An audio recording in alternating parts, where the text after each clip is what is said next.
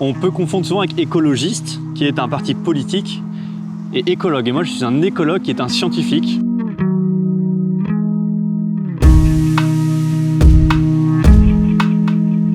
Moi, j'ai choisi de faire le parti pris d'essayer de changer les choses de l'intérieur. Donc en rentrant dans les entreprises et en discutant avec les différentes parties prenantes, puisque au sein de mes différentes expériences, j'ai pu remarquer, notamment ça se voit beaucoup ici, qu'en fait, ils sont demandeurs. Donc j'essaie d'accompagner du coup le Futuroscope à changer ses démarches, à monter sa stratégie et à changer ses pratiques pour un environnement plus vert. J'ai fait une licence en sciences de la vie à Poitiers. Donc suite à ça, j'ai fait une année de césure où je suis parti aux Philippines pendant 3-4 mois où j'ai travaillé sur les tortues dans une aire marine protégée. Ça m'a permis de retrouver cette envie et donc d'enchaîner 2 masters, un en génie écologique à Poitiers, donc qui a duré 2 ans, avec un stage chez Areva, et un à Tours en droit de l'environnement en alternance au Futuroscope.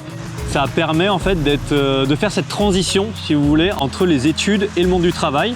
Et donc mon travail a été apprécié et moi l'ambiance m'a plu puisque j'ai eu d'autres offres et je suis quand même resté ici puisque voilà, on est vraiment sur un métier et un travail qui est très agréable au sein du parc. Un parc d'attractions, tout le monde n'a pas l'occasion d'y travailler. J'ai participé à mon échelle à avoir un environnement plus vert, plus vertueux.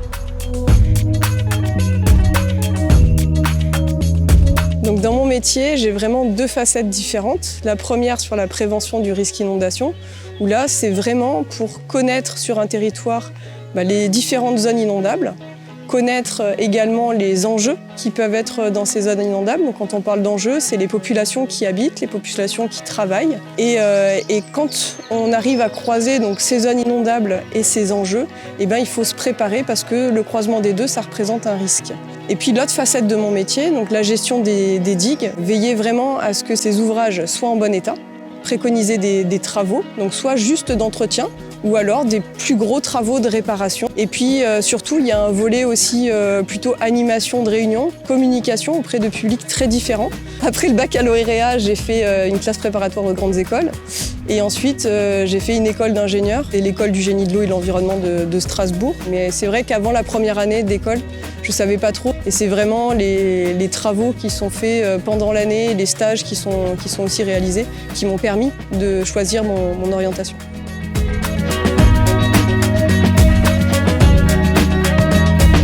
Je suis écologue, je travaille dans un bureau d'études faune-flore et aujourd'hui on est sur un site pour lequel je travaille dans le nord des Deux-Sèvres. C'est un projet d'éolienne sur lequel du coup on vient faire des inventaires faune et flore, notamment pour une étude d'impact de ce type de projet industriel.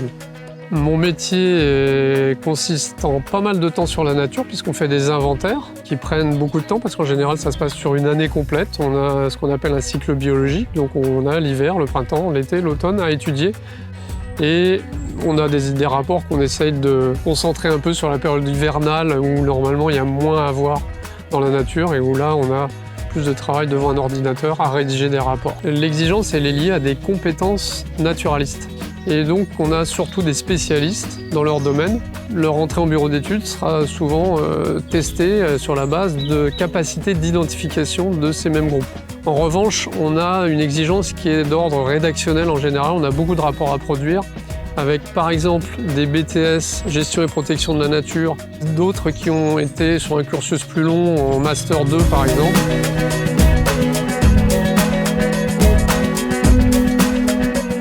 Mon travail, il consiste au développement de nouveaux projets en éolien terrestre, donc uniquement sur Terre. Donc on appelle cette branche l'éolien onshore. Le développement de projets, c'est-à-dire la recherche de nouveaux sites pour pouvoir proposer des parcs éoliens qui soient le plus acceptables pour la population et qui répondent aux contraintes techniques et environnementales qui sont présentes sur leur site. Alors on a très peu de quotidien. Donc c'est un métier qui est très riche, on est toujours en évolution, tant réglementairement qu'au niveau des expertises en fonction des différents sites. On a une richesse d'acteurs qui fait qu'on est amené à rencontrer différentes personnes, donc ça nous apporte humainement beaucoup. On n'a pas de projet identique d'un territoire à un autre. Oui.